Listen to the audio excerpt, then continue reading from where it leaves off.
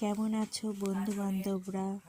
দেখো আজকে আমি বানিয়ে নিয়েছি গাজরের পায়েস। তো চলো দেখা যাক কিভাবে বানাই।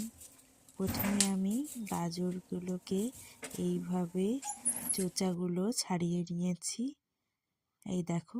তারপর এই যে গ্রেটার যে আছে সেই গ্রেটারের আমরা সরু দিকটা না মোটা দিকটা দিয়ে গাজরটাকে গ্রেট করব।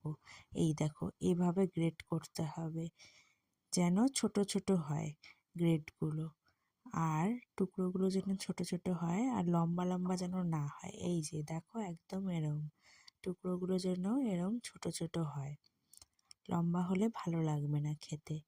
এবার দেখো কড়াইয়ে আমি একটু ঘি নিয়ে নিয়েছি, এবার গাজরগুলো কড়াইয়ে দিয়ে দিলাম, দিয়ে এটাকে আমি ঘিয়ের সাথে ভালোভাবে নাড়াচাড়া করে নেব।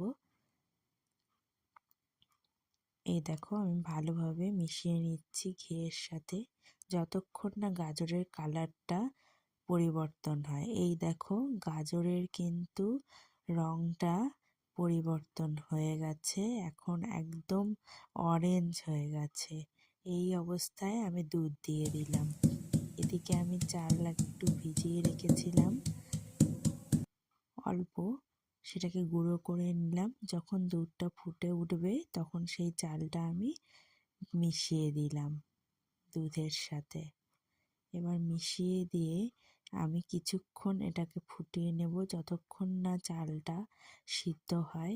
এই দেখো আমি নাড়াচাড়া করে নিচ্ছি আবার, কারণ না নাড়লে আবার নিচে লেগে যেতে পারে। এই জন্য ভালো করে মিশিয়ে নাড়াচাড়া করে যখন চালটা সিদ্ধ হয়ে গেল তখন আমি দিয়ে দিলাম চিনি। এরপরে আমি দিয়ে দিলাম এলাচের গুঁড়ো। এলাচের গুঁড়ো দিয়ে ভালোভাবে মিশিয়ে নিলাম। এই দেখো গাজরের পায়েস